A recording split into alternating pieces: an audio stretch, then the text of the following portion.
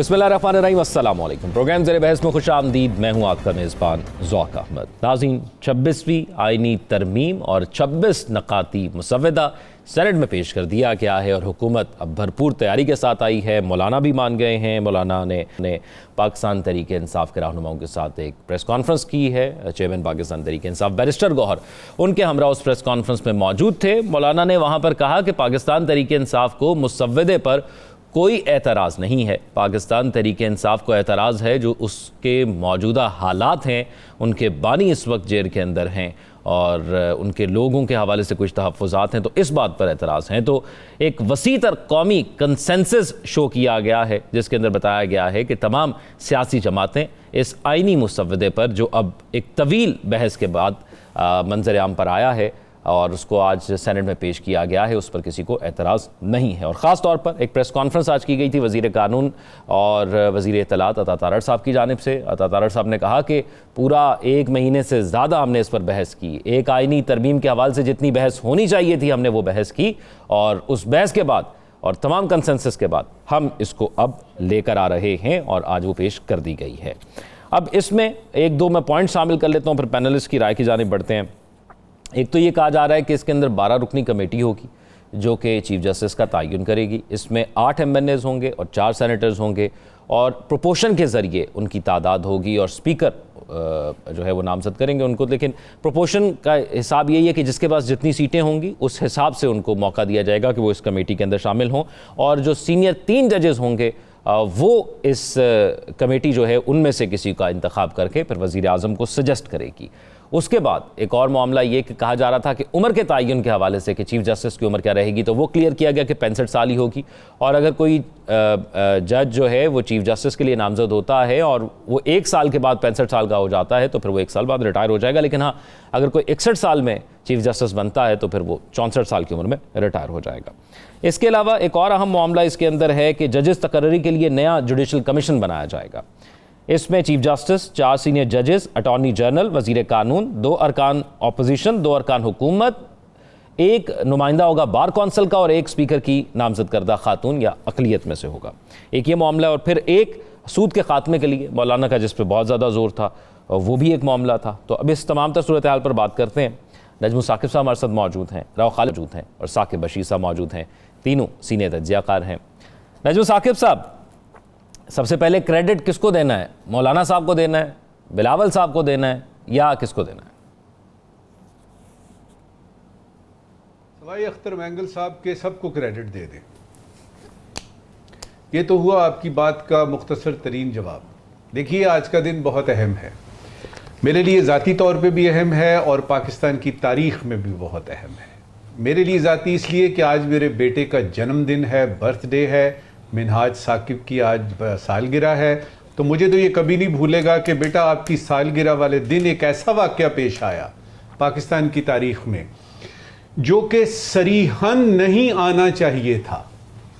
देखिए, हमारा दिल बहुत चाहता है कि ये काम ना हो। एक होता है दिल का चाहना, विशफुल थिंकिंग, एक होता है हकीकत में क्या हो रहा है और थोड़ी देर बाद हकीकत जो है वो मान ली जाती है। देखिए, अगर अली ज़फ़र साहब ने सबसे पहले कंसेंसस की बात करके 2-3 बातें की और उसके बाद उन्होंने कहा जी मुझे पता है कि ये तरामीम मंजूर तो हो जानी है, तो मेरी जो रही सही थोड़ी सी भी थी ना कोई गुंजाइश वो जाती रही कि ये तो यानी अपोजिशन के जो लीडर हैं वो ये कह रहे हैं, PTI के जो है वो रहनुमा ये कह रहे हैं। उससे पहले मुझे 2-3 हैरान कुन बातों का पता लगा। सबसे पहले मैं बात करूंगा मौलाना साहब की। मौलाना साहब ने आज से इस वक्त से कोई 3-4 घंटे कबल ये एक फ़िक्रा बताया जिसके बारे में मैं अभी तक सोच रहा हूँ। उन्होंने कहा जी कि काले सांप के दांत तोड़ दिए हैं, उसका जहर निकाल दिया है। काले सांप को यानी ये तरामीम जो हैं, उन्होंने ये बताया कि उसमें से वो सारी शिकें निकाल ली हैं जो कि यानी अली ज़फ़र साहब ने भी कहा कि वो जो पहले था वो नहीं रहा, अब हो गया। लेकिन मेरा दिमाग इस तरफ जा रहा था कि अगर आपको पता है कि ये सांप है तो आप सांप के सर को क्यों नहीं कुचलते? आपने उसके सिर्फ दांत तोड़े हैं, पहली बात।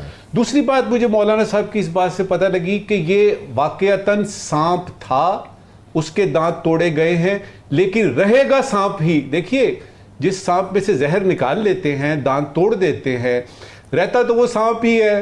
तो ये मौलाना साहब ने मुझे बातों बातों में ये बात बताई। अब आते हैं कुछ 2-3 बातें जो कि बड़ी दिलचस्प हुई, जो कि बड़े बड़े लीडर्स जो इस वक्त सेनेट में यानी तकरीर कर रहे हैं उन्होंने की।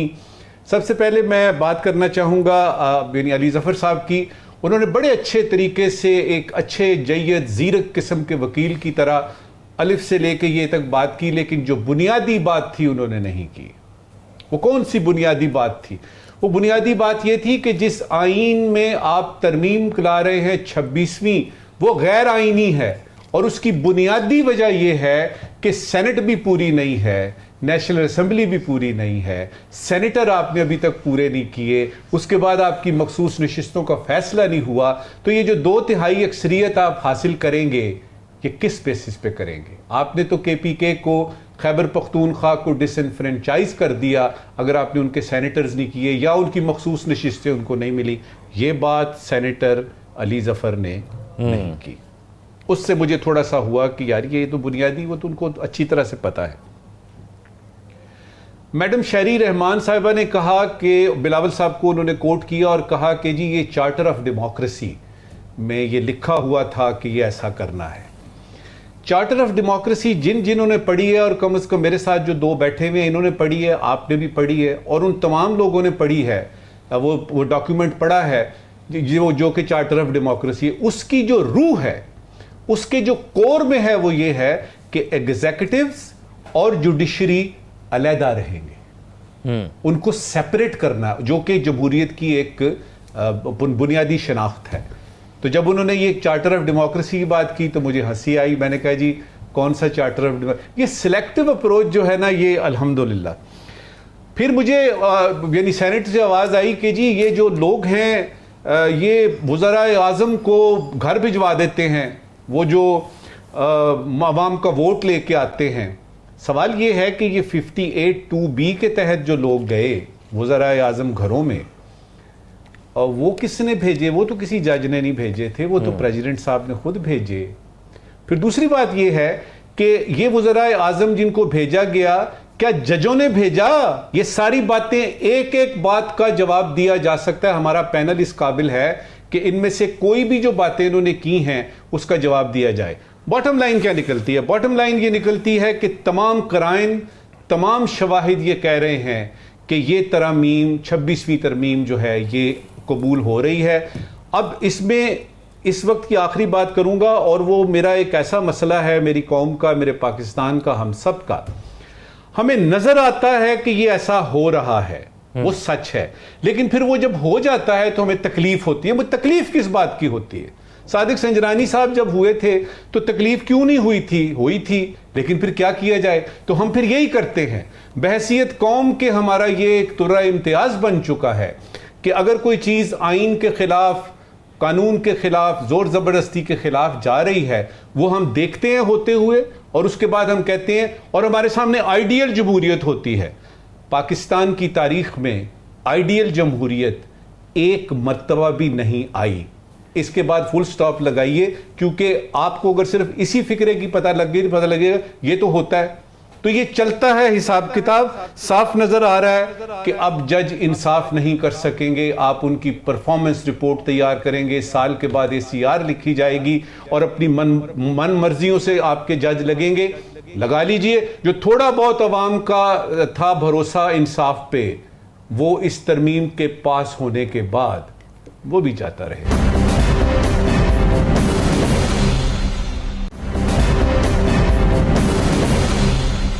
राव खालिद साहब, अब ये फरमाइएगा, अभी ये तो हो गया कि कंसेंसस के साथ लोग आ गए हैं सेनेट के अंदर, लेकिन कोई एक आधा वोट अभी भी कम है। तो इस कंसेंसस के साथ अब सारी नज़रें इस बात पर हैं कि ज़मीर आज किसका जागता है। तो आप क्या समझते हैं कि एक भी वोट अगर ज़मीर की आवाज़ पर पड़ता है तो क्या ये मुतनाज़ हो जाती है? मेरा ख्याल है कि ये पहले दिन से ही मुतनाज़ थी, ये सारा प्रोसेस और ये तरामीम, और ये आखिरी दिन तक मुतनाज़ रहेंगी। और इनकी मैं ज़्यादा लंबी उम्र नहीं देखता इस तरमीम की, क्योंकि हम इसकी निटी-ग्रिटी वो अगले सेगमेंट में शायद डिस्कस करें कि क्या चीज़ें हैं, क्या नहीं हैं और क्या उनके हैं। लेकिन बुनियादी तौर पे जिस तरह से ये शुरू हुआ मामला, उसमें पर्सन स्पेसिफिक आप कह लें या इदारा स्पेसिफिक जो चीज़ें थी वो करने की कोशिश की गई, जिसमें आईनी अदालत की बात हुई, जिसमें काजी फायद ईसा साहब के उस रखने के हवाले से शकूक व शुबहात का इजहार किया गया, मंसूर अली शाह साहब को हटाने के हवाले से किया गया, सुप्रीम कोर्ट की पावर्स आईनी अदालत को देने के हवाले से किया गया, यानी गवर्नमेंट अपना कंट्रोल जो अंडर द थंब रखना चाहती थी उस हवाले से सारी ये की गई उसमें। अब ये है कि वो क्यों किया गया, तो मुझे तो ये लगता है कि करना यही था जो अभी हुआ है, और ये वो होता है मौत दिखा के बुखार पे राज़ी करने वाली बात जो होती है, जो मौलाना साहब सांप को कुचल चुके हैं, सांप को सर नहीं कुचल सके बकौल नज़ीर साकिब साहब के, सिर्फ जहर निकाला है, तो वो बहरहाल मौजूद है, वो बुखार की सूरत में आ गया। अब पहले उससे मौत होनी वाक़या होनी थी, अब बुखार चढ़ेगा। बुखार कौन सा चढ़ता है, आपको गर्दन तोड़ चढ़ता है, डेंगू वाला होता है या कोरोना वाला होता है, ये डिपेंड करता है आगे किस तरह से इसको इम्प्लीमेंट किया जाता है। तो मेरे हिसाब से जो पूरी जो वारदात डाली गई है, ये पूरा जो तरीक़ाकार इख्तियार किया गया है, उसमें आइन कानून की बात करना, अखलाकियात की बात करना, दूसरे मुल्कों के हवाले देना, तो थोड़ा सा हमें अपने गिरेबान, मैं उनको तो नहीं कहता, मैं अपने गिरेबान में झांक लेता हूँ।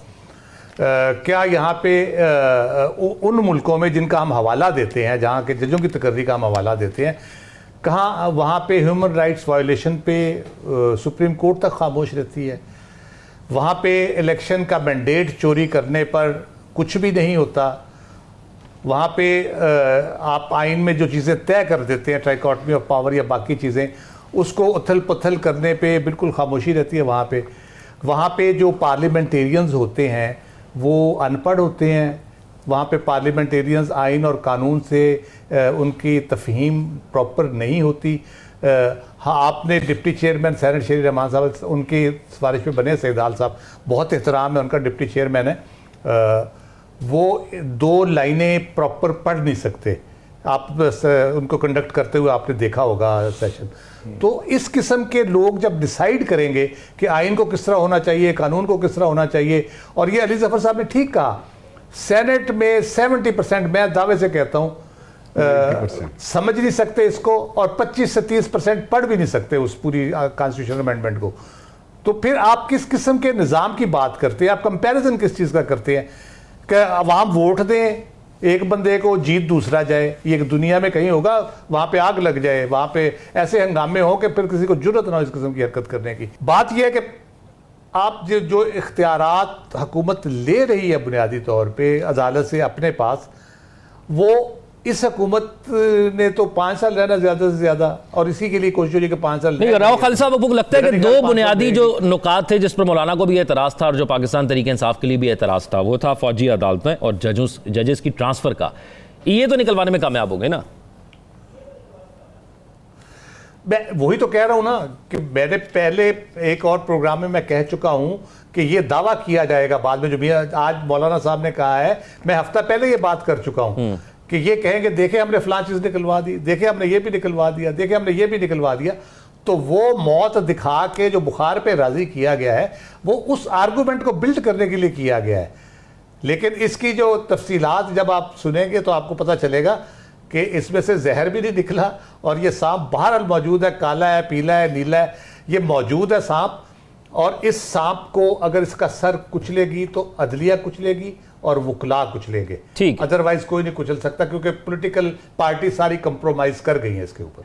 ठीक, साकिब बशीर साहब। अच्छा, सारी पार्टीज का मतलब कि पीटीआई भी कर गई है? पीटीआई भी शामिल है इसमें सारे। पीटीआई ने एतराज नहीं किया ना नजमुल साकिब साहब, एतराज नहीं किया, पीटीआई ने एतराज नहीं किया जब मौलाना के साथ खड़े होकर मौलाना ने कहा। कर रहे हैं, वो ओन कर रहे हैं, वो कहते हैं हुआ है, लेकिन हमारे साथ जो ज्यादती हुई उसकी वजह से हम वोट नहीं करेंगे। नहीं, मैंने सब सुना है, लेकिन मैं सिर्फ चाहता था कि जरा थोड़ा हाईलाइट हो जाए कि इसमें सारी जो, जिस तरह राव साहब ने कहा कि सारी पार्टीज ऑन बोर्ड हैं, मैंने सिर्फ अख्तर मैंगल का नाम लिया था, तो राव साहब भी यही कह रहे हैं कि इसमें पीटीआई भी बदरजाए अतम मौजूद है। ठीक, साकिब बशीर साहब फरमाइएगा, नंबर पूरे हैं, क्या सूरत हाल है सेनेट की, और किस तरीके से अब ये एक वोट का जो बताया जा रहा है कि कमी है, इसको पूरा किया जाएगा, आप क्या देख रहे हैं? वहाँ पार्लियामेंट से अभी मैं होके आ रहा हूँ, वहाँ पे जो सेनेटर हैं वो उनकी तादाद तकरीबन 67 या 68 वो इस वक्त वहाँ पे मौजूद हैं, ये इत्तलात हैं। ठीक है। वोट 64 से ही जो है वो उनका होगा। अगर एक आध वोट है भी तो वो डिफेक्शन क्लास लगे या जो भी है तो वो वोट कास्ट करेंगे, या 2 वोट का भी फ़र्क होगा तो 2-3 एक्स्ट्रा भी रखे गए हैं ताकि कोई भी हंगामी सूरत हाल जो है वहाँ पे लोग मौजूद हों और उनको वोट। समटाइम ऐसा भी हो सकता है कि कोई एक सेनेटर खड़ा हो और प्रेशर की बात कर दे कि मुझ पे हुकूमत का प्रेशर है तो मैं इसलिए कर रहा हूँ, तो वो फिर उसका वोट का मसला बन जाएगा। तो इसलिए वहाँ पे तादाद पूरी है। और अब मेरा ख्याल में अब नेक्स्ट स्टेप है कि इन तरमीम का होगा क्या। आज की रात को ये तरमीम जो है वो पास हो जाएंगी। मेरा नहीं ख्याल कि किसी किस्म का कोई इशू जो है वो इस पर है। अब हम इस पे बात कर सकते हैं कि अब इन तरमीम में जो कुछ कहा गया, फिर जो मुसवदे आए जितने ज़्यादा, उन के असरात जो है वो क्या होंगे। और बिल्कुल सादा सा सवाल मुझसे भी बहुत सारे लोगों ने पूछा कि ये जो तरमीम वाला मामला है ये क्या है। तो मैंने आम लोगों को कहता रहा हूँ कि आपका इससे के साथ कोई तल्लक नहीं है, ना तो कोई इस्लाहात का मामला है जहाँ पे इस्लाहात होनी चाहिए। 18 लाख केसेस जिस डिस्ट्रिक्ट कोर्ट्स में पेंडिंग हैं उनकी कोई इस्लाहात वाला मामला नहीं है। हाई कोर्ट्स में जहाँ के 4-5 लाख केसेस पेंडिंग हैं उनके में भी कोई इस्लाहात वाला मामला नहीं है कि वहाँ पेंडेंसी ख़त्म करनी है और आम लोगों को रिलीफ मिले, जल्द इंसाफ मिले, कोई मामला ही नहीं है। ये बिल्कुल अपर लेवल पे एक जो कॉन्स्टिट्यूशनल मैटर्स हैं उनमें है, और जो एक कंट्रोल एग्जेक्टिव रखना चाहती है, हुकूमत रखना चाहती है, उस कंट्रोल रखने का मामला है। और आज से आप देखेंगे कि हुकूमत का कंट्रोल अब आ चुका है, वो सुप्रीम कोर्ट हो या हाई कोर्ट हो, हाई कोर्ट्स के जजेस हों, हाई कोर्ट के चीफ जस्टिस हो, सुप्रीम कोर्ट का चीफ जस्टिस हो या जजेस हों, उन पर हुकूमत का कंट्रोल आ चुका है। आज थोड़ी देर पहले अख्तर मेंगल जो है उनके 2 सेनेटर्स आए और वो मुझे 63A का जो फैसला आया था सुप्रीम कोर्ट ऑफ पाकिस्तान से, जिसमें सुप्रीम कोर्ट ने वो जो नज़रसानी मंजूर की थी, जिसके बाद ये रास्ता खुल गया था कि फ्लोर क्रॉसिंग भी हो जाए तो वोट काउंट हो जाएगा और उसकी डिफेक्शन का एक रेफरेंस जाएगा तो वो वोट काउंट हो जाएगा। तो अख्तर मेंगल साहब और बात कर रहे थे लेकिन उनके सेनेटर्स पार्लियामेंट पहुंच गए। अख्तर मेंगल साहब के बकौल उनकी मर्जी के बगैर पहुंचे हैं। तो वो जो 63A का जो रास्ता था उस रास्ते का भी असर हमें आज पार्लियामेंट में नजर आया। और उमूमी तौर पर जो इस तरह का जो पार्लिमानी निज़ाम है, जो पार्लियामेंटेरियंस हैं कि वो अपनी विल और अपनी मर्जी, मंशा, अपने ज़मीर के मुताबिक जो है वो वोट करें, ये बहुत ही अच्छी बात है। करने के लिए तो बहुत अच्छी है कि हम मिसालें जो है वो यूके की, ऑस्ट्रेलिया और कनाडा के जो सिस्टम हैं उनकी जो सुप्रीम कोर्ट में जब केस था ये दी जा रही थी, लेकिन हमारे यहाँ जो पिक्चर जो नजर आती है वो होती नहीं है। तो इसलिए ये जो कुछ किया जा रहा है, अदलिया की इंडिपेंडेंस आज कंप्रोमाइज हो चुकी है। अब अदलिया वो आपको नजर नहीं आएगी। मैं सुपीरियर कोर्ट्स की बात कर रहा हूं, सुपीरियर कोर्ट्स के जजेस की, चीफ जस्टिस की बात कर रहा हूं, वो नजर नहीं आएगी जो पहले थी। पहले अदलिया से भी गलतियां हुई हैं। 184(3) का गलत इस्तेमाल हुआ है और भी बहुत सारे ऐसे फैसले थे गलत हुए हैं, लेकिन उसका मतलब ये नहीं था कि उसकी पूरी इंडिपेंडेंस आप कंप्रोमाइज कर लें। तो जब इंडिपेंडेंस कंप्रोमाइज होगी तो उसका असर निज़ाम इंसाफ पे भी आएगा। तो इसलिए अब जज किसने बनना है वो हुकूमत चाहेगी तो हुकूमत मर्जी भी होगी तो सारी चीजें होंगी। हाई कोर्ट का चीफ जस्टिस किसने बनना है तो लॉबिंग उसको करनी पड़ेगी क्योंकि 3 चीफ जजेस में से एक हाई कोर्ट का जज बनेगा। सुप्रीम कोर्ट का चीफ जस्टिस किसने बनना है तो 3 में से लॉबिंग और खुश्क रखना हुकूमत को और हुकूमत के हक में फैसले और उनके खिलाफ जो लोग हैं अपोजिशन, तो आपको लगता है कि अब ये मामला असरअंदाज होंगे उन फैसलों पर जो उन्होंने करने हैं? एक ब्रेक की तरफ मुझे जाना है, फिर ब्रेक के बाद वापस आते हैं तो बात कर आईनी तरमीम की तासीर के हवाले से। Stay with us.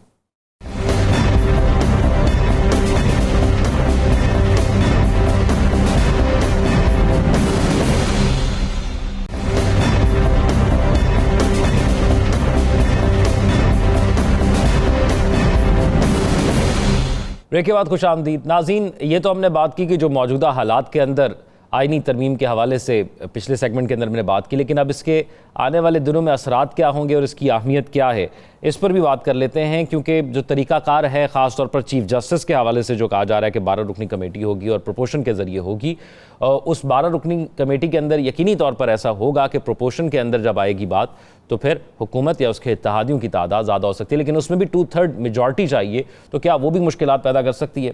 Rao Khalid साहब, एक चीज़ तो बताइएगा कि इसकी अहमियत और इसकी तासीर क्या होगी आने वाले दिनों में, और दूसरा फिर क्या ये फिर 2/3 मेजॉरिटी का मामला जब आएगा 12 रुकनी कमेटी के अंदर, तो क्या वहाँ पर मुश्किल हो सकती है? इस अमेंडमेंट की अहमियत कोई नहीं, जो हुकूमत आएगी उसके लिए शायद हो, वो उसको अगर यूज़ करना चाहे या मिस यूज़ करना चाहे, लेकिन जिस तरह से इसको तश्कील दिया गया सारा पूरा, जो उसमें चीफ जस्टिस तो एक रबर स्टैम्प बना दिया उसको आपने बिल्कुल ही, कि उसके इख्तियारात वगैरह प्रैक्टिस एंड प्रोसीजर आपने फ़ारग कर दिया, उसमें से निकाल दिया पूरी तरह से। वक्ती तौर पे इसका फ़ायदा है इनको, लेकिन अपनी मर्ज़ी का चीफ जस्टिस लगाएंगे, एक पहला तो ये होगा 3 में से जो अपनी मर्ज़ी का लगा लें उसमें से, और वो उनकी मर्ज़ी के मुताबिक चलेगा, ये फिर क्वेश्चन होता है उसके बाद क्या सूरत हाल होते हैं। पूरी अमेंडमेंट जो करना है पार्लियामेंट का इख्तियार, उस पर तो कोई सवाल नहीं है, वो होता है दुनिया भर में होता है। आप जो तकाजे चेंज होते रहते हैं, आपके कॉन्स्टिट्यूशनल आइनी तकाजे, सियासी तकाजे, माशरती तकाजे, एनवायरनमेंट चेंज हो रही है और बहुत सी चीज़ें हो रही हैं दुनिया में, टेक्नोलॉजी में तब्दीलियाँ आ रही हैं, तो आपको बहुत सी चीज़ें तब्दीली उसमें करनी पड़ती है ऑब्वियसली। क्या पता आपको किसी वक्त चारों सूबों में सुप्रीम कोर्ट बनानी पड़ जाए, तो ये कोई ऐसा इशू नहीं है। लेकिन जब आप पर्सन स्पेसिफिक पे जाते हैं, या आप कह लें कि जिसको कहते हैं एक, मैं उसके लिए पर्सन स्पेसिफिक और डिसीजन स्पेसिफिक जब आप तरामीम करते हैं, तो फिर उसके असरात वक्ती तौर पे ही होते हैं, लॉन्ग टर्म नहीं होते, क्योंकि आपका लॉन्ग टर्म ऑब्जेक्टिव बनाने वालों को जब नहीं है तो उसमें से क्या फिर आप उसमें से निकालेंगे। अब पर्सन स्पेसिफिक में आप चीफ जस्टिस के अपॉइंटमेंट का आप कर ले, उन्होंने कमेटी बना दी, वो करेगी, 3 सीनियर मोस्ट जजेस लेके उसको वो अपॉइंटमेंट हो जाएगी उसकी। ये पर्सन स्पेसिफिक हो गया कि अपनी मर्जी का चीफ जस्टिस लगा दे। डिसीजन स्पेसिफिक में आप उस पर आता हूँ, वो सबसे इंपॉर्टेंट चीज़ है जो मैं कह रहा हूँ ना कि अली जफर साहब को बड़ी खुल के बात करनी चाहिए थी। 191A जो तरमीम उस पर तजवीज़ की गई है, 191A कहती है कि जो कॉन्स्टिट्यूशनल बेंचेस होंगे वो जुडिशल कमीशन ऑफ पाकिस्तान बनाएगा। अब उसमें अक्सरियत इन्होंने कर दी है हुकूमत की, जिसमें इस्लामाबाद बार काउंसिल का नुमाइंदा भी डाल दिया है, एक मिनिस्टर भी शायद और डाल दिया है, और आपने अकलियत का बताया उनका एक नुमाइंदा डाल दिया है। इस तरह से तकरीबन 9 वर्सेस 5 हो जाता है, ये 10 वर्सेस 5 या 9 वर्सेस 5 ये बन जाता है। तो गवर्नमेंट की फेवर में तकरीबन वो है। बेंचेस, कॉन्स्टिट्यूशनल बेंचेस उन्होंने बनाने हैं, और वो करेंगे क्या, वो कॉन्स्टिट्यूशनल बेंच जब बन जाएगा तो कोई भी केस आज जो होगा या उससे पहले हो चुका है, जिसकी अपील है, नजरसानी है, व्हाटएवर, वो केस वो कॉन्स्टिट्यूशनल बेंच जो है वो उसको ट्रांसफर हो जाएगा सुप्रीम कोर्ट से, वो जो नॉर्मल चल रहा है। अब हम मखसूस नशिस्तों का केस जरा जहन में रखें, उस पर नजरसानी पेंडिंग पड़ी है, वो चला जाएगा उस बेंच में, तो वो क्या करेगा, वो बेंच, और बेंच बनाना है इस कमीशन ने, जुडिशल कमीशन जो इन्होंने प्रपोज किया है। तो चीफ जस्टिस साहब क्या बनाएंगे, या सीनियर जज 3 बैठ के क्या करेंगे?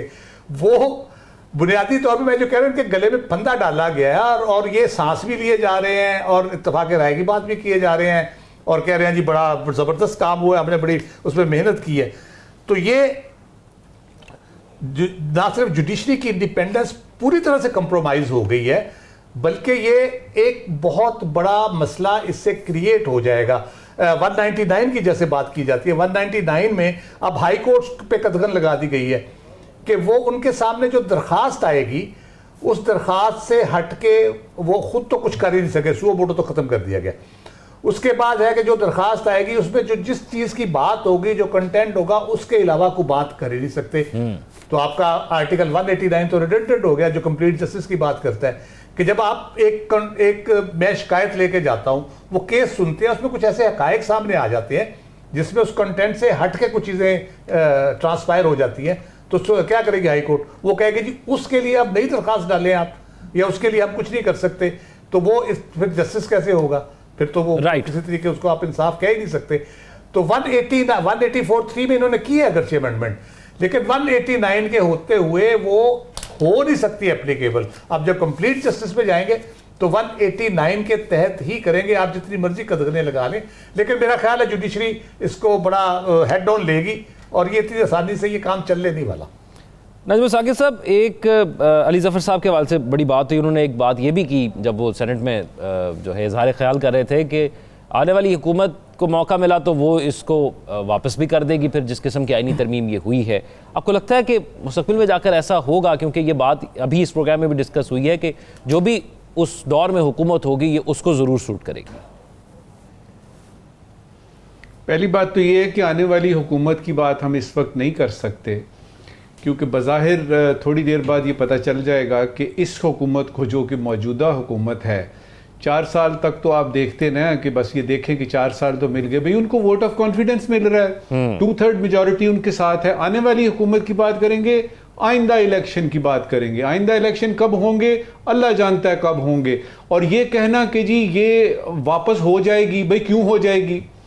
इस वक्त की पार्लियामेंट अगर 2/3 से इसको मंजूर कर रही है तो कुछ देर तो लगेगी ना, कुछ देर लगेगी, उसकी बाद में बातचीत होगी। और अब जबकि ये तय हो गया कि इसमें सारी पार्टीज शामिल हैं बशमूल अपोजिशन के, तो फिर आइंदा आप कहां से लाएंगे? को बाहर से एक्सपोर्ट करेंगे MNAs या सेनेटर्स? लिहाजा आइंदा की बात हम आइंदा करेंगे। फिलहाल तो मैं ये देख रहा हूं, मैं सोच रहा हूं कि इस आइन के साथ जो कुछ आज तक होता रहा उसमें एक चीज का और इजाफा हो गया है। इस आइन को पहले हम सोचते थे कि जी वो मिलिट्री डिक्टेटर्स हैं, उन्होंने एब्रोगेट कर दिया, ये वो कर दिया। इस आइन की जो हैयत बदल दी है, जमहूरियत के स्ट्रक्चर को आपने बदल दिया है। आपने आइन जो तशरीह करते हैं उन लोगों को आपने सरकारी अफसरान बना दिया है। उनकी ACRs लिखेंगे आप, उनकी ट्रांसफर पोस्टिंग करेंगे। और कोई अगर बात भी हुई, मिसाल देता हूं यहां पे 199 जो है वो उसके तहत ये है कि कोई भी शख्स किसी भी किस्म की ज्यादती होती है तो वो चला जाता है हाई कोर्ट में और एक रिट पिटीशन करता है, जी मेरे साथ ये ज्यादती हुई है, और अगले दिन हेयरिंग लग जाती है और उसके बाद उसको जो है वो रिलीफ मिलता है नहीं मिलता, ये यानी कोर्ट बताती है। अब देखने की बात ये है कि अदालत में आदमी जाता क्यों है। इस वक्त तो हम ये देख रहे हैं ना कि जी ये MNAs जो हैं, सेनेटर्स जो हैं, ये कोई आईनी बात होगी, ये उसमें जाएंगे, फिर बेंच बनेगा, बेंच वाले के पास जाएंगे कि उसमें सुप्रीम कोर्ट में जाएंगे। इनको जरा एक तरफ रखिए, ये कोई 200-300-400 लोगों का मसला है। जो 24 करोड़ लोगों का मसला है वो ये है कि वो तो जाते ही हैं कानून के पास, अदालत में, क्योंकि उनके साथ ज्यादती हुई होती है। और वो ज्यादती कौन करता है? वो कोई मजिस्ट्रेट करता है, वो कोई DC करता है, वो कोई पुलिस वाला करता है, किसी का बच्चा अगवा हो जाता है, किसी की बेटी के साथ खुदा न खास्ता ज्यादती हो जाती है, कोई चीज मिसिंग हो जाती है। वो सारे लोग जो हैं वो अब क्या करेंगे? वो किधर जाएंगे? तो आपने यक जुम्बशे कलम ना सिर्फ ये कि अपने लिए रास्ता हमवार किया, दूररस यानी नताइज को तो भूल जाइए ना। ये इस मुल्क में अल्लाह की करम नवाजी से मेरे कायद के बाद कोई ऐसा शख्स आया नहीं जो 3 साल के आगे देख सके कि 3 साल के बाद भी कोई जिंदगी होगी, 5 साल के बाद भी कोई जिंदगी होगी। वो जो सारे अवाम इसमें पकड़े जाएंगे। अब मुझे ये बताइएगा कि क्या इस वक्त की पार्लियामेंट को, क्या हुकूमत वक्त को अपने ये जो वक्ती फवायद हैं इनसे हट के कोई चीज नजर आ रही है? क्या इनको नजर आ रहा है कि ठीक है मर्जी के फैसले तो ले लेंगे, जजों को हमने सरकारी अफसरों की तरह डील करना है। और जब ACR लिखी जाती है ना, यकीन करो ज़ौक, सरकारी अफसर मेरे दोस्त भी हैं और कुछ थोड़ा सा मुझे इसका तजुर्बा भी है। जब आपको ये पता लगे ना कि आपकी परफॉर्मेंस एवेल्यूएट होगी साल के आखिर में, तो कई किस्म की आपको जंजीरें पड़ जाती हैं। क्या आप इन्हें इंसाफ को जंजीरों में डाल दिया है? इस वक्त की आखिरी बात करूंगा कि ये आपने कर लिया, अगर ये हो जाता है, क्योंकि अभी तक हमें नहीं पता ये प्रोग्राम जो हम कर रहे हैं कि वाकई ये मंजूर हो रही है कि नहीं, लगता यही है, शायद ये कि हो जाएगी।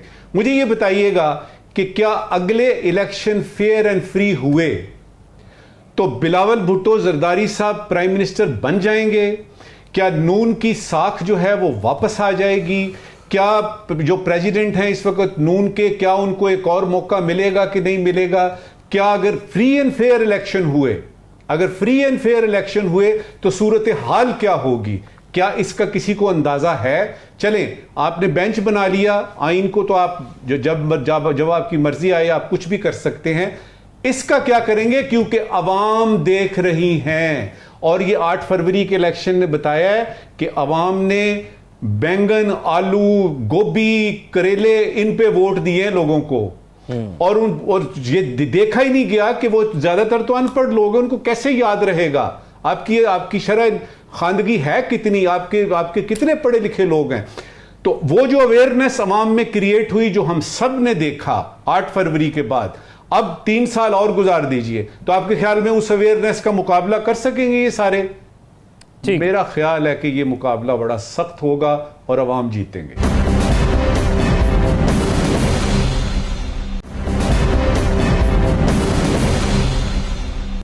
राइट साकिब बशीर साहब, एक तो ये चीज़ बताइएगा, क्या बात चल रही है? कहीं हमने ये भी सुना था कि मौलाना की जानिब से ये भी बिलावल साहब को कहा गया था कि मंसूर अली शाह चीफ जस्टिस बनेंगे और उसके आगे फिर आपने उसके बाद जो भी आएंगे उसको इस प्रोसेस का फॉलो करना है। तो क्या ये बात अपनी जगह कहीं कायम है या ये अफवाह के तौर पर ही थी? और इस वक्त जब हम बात करें तो शिकवार सेनेट के अंदर मंजूरी भी जारी है, ये भी इन्फॉर्म कर देते हैं। जी बिल्कुल, सेनेट के अंदर जो है वो जारी है, इजलास भी जारी है और वहाँ पे शिकवार जो है वो उस पर वोटिंग का अमल जारी है। जहाँ तक आपने जो बात की बिलावल भुट्टो जरदारी उनकी कि जस्टिस मंसूर अली शाह भी हो सकते हैं और भी हो सकता है मेरिट पर, तो बुनियादी तौर पर जो अमेंडमेंट्स हो रही हैं, जो चीफ जस्टिस ऑफ पाकिस्तान हैं उनकी जो पावर्स हैं, जो इख्तियारात हैं, वो तकसीम कर दिए गए हैं, उनके इख्तियारात में कमी कर दी गई है। अब वो पावरलेस होंगे, बहुत ज़्यादा इख्तियारात उनके पास नहीं है। तो इसलिए मेरा ये ख्याल है कि बात अब चीफ जस्टिस कौन होगा उससे आगे बढ़ चुकी है। अब मामलात आइनी बेंचेस के हैं और आइनी बेंचेस जो बनने हैं, फिर इंटरनल जी वो एक अलग से सीनियरिटी लिस्ट भी होगी, सुप्रीम कोर्ट की एक सीनियरिटी लिस्ट और एक इंटरनल जो आइनी बेंचेस में जो सीनियर जजेस होंगे उनकी जो है वो सीनियरिटी लिस्ट होगी। तो इसमें इस वक्त जो है वो हुकूमत ने जो सेनेट में जो शिकवार जो मंजूरी भी हो रही है उसमें भी 2/3 अक्सरियत उन्होंने साबित कर दी है। तो इसका मतलब ये हुआ कि सेनेट से तो जो मंजूरी है वो इसकी हो चुकी। वहाँ पे जो प्रेस गैलरी थी वो तो खुली थी, लेकिन जो वहाँ पे मोबाइल्स वगैरह इस्तेमाल करने पर पाबंदी आयद की थी। ख़ास तौर पर जो स्पीकर कौमी असम्बली या चेयरमैन सेनेट की जानिब से सख्ती की गई थी। ये भी हैरान कुन है कि किस वजह से सख्तियाँ की गई, जब वहाँ पे लोग ऐसे सेनेटर भी आ रहे थे जो मुबैना तौर पर नज़र नहीं आ रहे थे पिछले दिनों में, उनकी पार्टीज उनको ढूंढ रही थी। तो उनके लिए जो है वो ऐसा कुछ किया जा रहा था। तो ये भी चेयरमैन सेनेट जो है उनकी जानिब से ये किया गया था। तो इस मामले में 65 जो सेनेटर्स हैं उन्होंने जो इस वक्त वोटिंग हुई उसमें इन तरमीम के हक में जो है वो वोट दिया है। ये मेरा ख्याल है कि बहुत इम्पॉर्टेंट है। हुकूमत का ये कहा जा रहा था कि शायद सेनेट में उनके पास नंबर पूरे नहीं होंगे, लेकिन 65 उनके नंबर हैं सेनेट में। और ये तरमीम की अगर मैं मुख्तसरन बात करूं, चीफ जस्टिस ऑफ पाकिस्तान की तैनाती में 3 जजेस होंगे, तो इसका मतलब ये होगा फ्यूचर में फिर जो चीफ जस्टिस ऑफ पाकिस्तान है हुकूमत के हक में जो जाएगा और वो हो, क्योंकि 12 इसमें अरकान होंगे, 8 कौमी असम्बली के, 4 सेनेट के। और क्या वो इस मुल्क की सबसे बड़ी अदालत के 3 जजेस में से सुप्रीम कोर्ट के जज को जिन्होंने जो है वो उसको नामजदगी करनी है, तो क्या वो जो 12 के 12 अरकान असम्बली हैं वो लॉ नोइंग होंगे या किस तरह होंगे? ये भी बड़ा इंपॉर्टेंट है कि ये जो लेजिस्लेशन हो रही थी, हमने बहुत सारे जो अरकान हैं उनसे पूछा तो 50-60% को इस हवाले से कोई निटी ग्रिटी का पता ही नहीं था। तो चीफ जस्टिस ऑफ पाकिस्तान में मंसूर अली शाह की क्या काबिलियत है, क्या उन्होंने जजमेंट्स दी हैं, उनका मयार क्या है, उनकी परफॉर्मेंस क्या है, इसको कैसे वो जो एवेलुएट करेंगे? फिर जस्टिस मुनीब अख्तर, जस्टिस याया अफरीदी, फिर इसमें क्या नंबरिंग होगी? तो मल्टीपल चीजें इसमें बहरहाल हैं जो मुस्तकबिल में जो इंडिपेंडेंस ऑफ जुडिशरी है इसमें कंप्रोमाइज होती नजर आ रही है हमें। जुडिशल कमीशन ऑफ पाकिस्तान की तश्कील 9, इसमें 13 जो अरकान होंगे हुकूमत ने, इसमें भी इनके जो मेंबरान हैं वो मौजूद होंगे। इसी तरह जो आइनी बेंचेस हैं वो हाई कोर्ट्स में भी होंगे। एक चीज़ जो नई आई वो आपने भी बयान किया था इंट्रो में कि जो चीफ जस्टिस ऑफ पाकिस्तान है वो 12 अरकान में से जो 2/3 जो है वो अरकान का उनके किसी भी नॉमिनी के हक में वोट करना जो है वो ज़रूरी है। तो इसका मतलब ये है कि ये मामला ऐसा नहीं है कि 7 अगर अक्सरियत हो तो वो लग जाएगा, बल्कि 8 या 9 जो होंगे अरकान वो 12 में से वोट देंगे तो वो फिर नॉमिनी जो है वो होगा। अगर वो इत्तेफाक ना हो सका तो ये एक अलग से नया जो है मामला खुल जाएगा कि अगर इत्तेफाक राय जो है वो इस तरह ये ना भी हो एक सके। सवाल है इसी जाकिर तरह बशीर के, ये जो वाज़ेह किया evaluation गया कि करनी है अगर हाई कोर्ट इत्तेफाक के ना जजेस की, वो हुआ भी तो इसमें फिर क्या डाली गई है। करेंगे?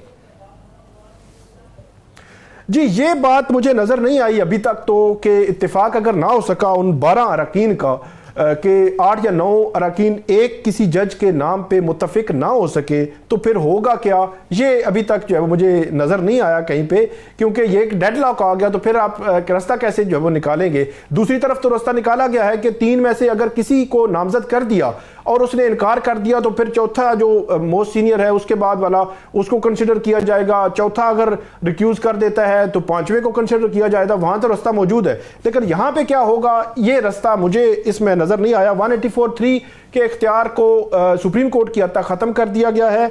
हाई कोर्ट के जजेस की परफॉर्मेंस रिपोर्ट जो है वो अब जाएगी, तो अब ये एक बड़ा मामला है कि हाई कोर्ट के जजेस जहां पे तकरीबन वहां पे जो आर्टिकल 199 में जो पिटीशन आ रही होती हैं उनमें तकरीबन 90% पिटीशन ऐसी होती हैं जहां पे रेस्पोंडेंट पार्टी हुकूमत होती है, वफाक होता है, उनकी जो मिनिस्ट्रीज होती हैं वो होती हैं। तो वो जो जज जो है वो अब उनको ये भी ज़हन में रखना होगा कि 1 साल के बाद एक परफॉर्मेंस रिपोर्ट भी मेरी बननी है, तो वो जो परफॉर्मेंस रिपोर्ट है एक तरफ उसके केसेस होंगे, ये कॉन्फ्लिक्ट ऑफ इंटरेस्ट है, मफादात का टकराव है। सबसे बड़ी जो बात जिसका एतराज, जिस पर एतराज भी सबसे ज्यादा इसी एक चीज पर आ रहा है। नाज़रीन, चीफ जस्टिस ऑफ पाकिस्तान जो है वो अपनी मुद्दत पूरी करने के बाद 25 अक्टूबर को जो है वो रिटायर होने जा रहे हैं। मैं नजमुल साकिब साहब से जानूंगा कि उनका ये टेन्योर कैसा रहा, क्योंकि अगर मैंने उनके केसेस के हवाले से बात की तो मेमो गेट से लेकर मखसूस नशस्तों तक के केसेस तक बहुत लंबी फहरिस्त हो जाएगी। तो नजमुल साकिब साहब, ये जो टेन्योर रहा बतौर चीफ जस्टिस साकिब काजी फायद ईसा साहब का,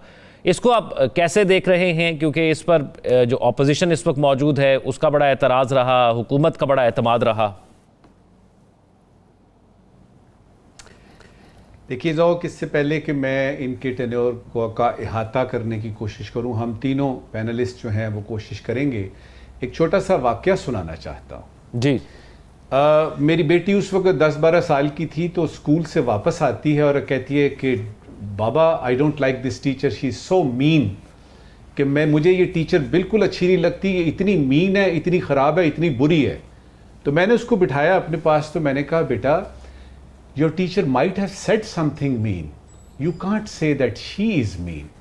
हो सकता है आपकी टीचर ने आपके साथ कोई बात गलत कर दी हो, आप उस शख्सियत को कैसे, अपनी टीचर को कैसे कह सकते हैं? तो उसको समझ आई। पिछले दिनों अब तो वो बड़ी हो गई, बच्चा भी उसका हो गया, शादी हो गई, तो वो याद कर रही थी कि आपने वो मुझे जो बात की थी वो मुझे अभी भी याद है। और उससे एक चीज़ बड़ी खुल के सामने आई साफ तरीके से कि जब आप किसी शख्स के बारे में बात करते हैं, मिसाल के तौर पे आपने चीफ जस्टिस साहब का पूछा है, तो आपने जो उन्होंने फैसले किए उन पे तो बात करके आप कह सकते हैं कि ये फैसला गलत था, ये उन्होंने फैसला ठीक किया, ये फैसला उनको ऐसे करना चाहिए था वगैरह, लेकिन उनकी जात पे बात नहीं कर सकते आप। ये मैं वजाहत करने के बाद बताऊंगा। देखिए काजी साहब जब आते हैं ना, तशरीफ लाते हैं, तो उनको विरसे में एक ऐसी सुप्रीम कोर्ट मिलती है जो डिवाइडेड है, जो कॉम्प्रोमाइज्ड है। यहां से तो बात शुरू हुई थी। अब आपने जो कहा ना कि लंबी फहरिस्त है, हम उस फहरिस्त पे नहीं जाते, हम उनके 2-3 चीजें देखते हैं। मिसाल के तौर पे अगर अच्छी बात आपने करनी है उनके ऑर्डर्स की, तो आपको वो TLP का धरना याद होगा जिसपे उन्होंने वो फैसला दिया, और वो बड़ा मुश्किल फैसला था लेकिन उन्होंने दिया। जब ये तशरीफ लाते हैं तो उस वक्त इनसे बड़ी तवक्कुआत वाबस्ता थी। सुनने में ये आ रहा है, देखने में ये आ रहा है कि उन तवक्कुआत पे वो पूरे नहीं उतर सके। अपने ऑर्डर्स के जरिए, अपने किरदार के जरिए उनकी शख्सियत की बात नहीं हो रही। जनरल इलेक्शंस होते हैं तो जो आपकी सबसे मकबूल पार्टी उस वक्त की, जो पिल डैट वगैरह और ये सारे सर्वे कह रहे थे, और वो फिर साबित भी हुआ, PTI से इन्होंने बल्ले का निशान ले लिया। उसकी वजह से जो सारी खखेड़ शुरू हुई, जो अभी तक जारी है, फिर मखसूस नशिस्तों का फैसला, फिर ये 63A का फैसला, ओवरऑल अगर आप देखें तो उन्होंने अब जाहिर है अपनी उन्होंने अक्ल इस्तेमाल की होगी, दलील उनके पास होगी, लेकिन मसला ये होता है कि कानून की किताबें भी होती हैं, अक्ल दलील भी होती है, एक गुलेल भी होती है। अब जब दलील और गुलेल में फैसला करना हो ना, तो हमने यही देखा है, तारीख गवाह है, सिकंदर आजम से अभी तक आ जाइए, सिकंदर यूनानी से लेके आज तक गुलेल जीतती है, और वो जीतती हुई नजर आई। फिर इसमें एक ह्यूमन पहलू है। मसलन ये तो नहीं ना कि सारे लोग जब रिटायर होने लगते हैं तो वो कहें जी क्या बड़ा मज़ा आएगा, आप सुबह उठेंगे, मूलियों वाला पराठा, आलू के पराठे खाएंगे, ये वो शामी कबाब वगैरह, आराम करेंगे, बड़ा काम कर लिया। वो एक ह्यूमन फैक्टर होता है कि यार अब करेंगे क्या। उस ह्यूमन फैक्टर को बज़ाहिर, मुझे नहीं पता डिटेल का, बज़ाहिर ये है कि काजी साहब जो है वो उस पर टेम्प्ट हो गए और उन्होंने यानी ऐलान कर दिया कि ठीक है अगर ये बात हुई एक्सटेंशन की तो मैं। सवाल यहां पे ये है बुनियादी कि अगर आप इस पे राजी हैं कि आपने जितना भी टेन्योर किया वो आपने बड़ा अच्छा किया और सारा यानी बल्ले बल्ले था, तो अब आपके रिटायरमेंट का वक्त आ गया है, तो आप हुकूमत की तरफ क्यों देख रहे हैं, आप तरामीम की तरफ क्यों देख रहे हैं, आप खुद कलम क्यों नहीं रखते अपने डेस्क पे और आप कहें राइट कि मैं जा रहा हूं। और ये वो चीज है जो मेरी तवक्को थी, मेरी अभी भी 3-4 दिन बाकी हैं, मेरी तवक्को है कि चीफ जस्टिस साहब खुद कहेंगे हुकूमत को कि जी देखें मेरा टेन्योर खत्म हो गया, मैं घर जाना चाहता हूं। प्रोग्राम से फिल वक्त इतना ही। अल्लाह हाफिज।